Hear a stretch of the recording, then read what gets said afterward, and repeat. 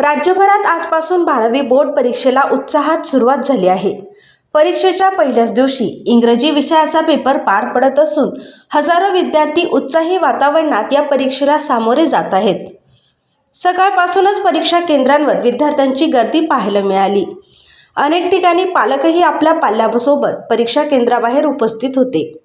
यंदा परीक्षेसाठी शिक्षण विभागाकडून कडक नियोजन करण्यात आले असून सर्व केंद्रावर आवश्यक ती खबरदारी घेण्यात आली आहे। कॉपीमुक्त परीक्षा पार पाडण्यासाठी भरारी पथके नियुक्त करण्यात आली आहेत। विद्यार्थ्यांना कोणतीही अडचण येऊ नये यासाठी योग्य मार्गदर्शनही करण्यात आले।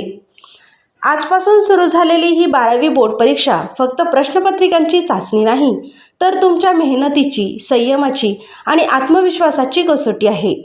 प्रिय विद्यार्थ्यांनो, गेल्या 2 वर्षात तुम्ही घेतलेली मेहनत, रात्रंदिवस केलेला अभ्यास, गुरुजनांचे मार्गदर्शन आणि आईवडिलांचा विश्वास आज सगळं तुमच्या सोबत आहे।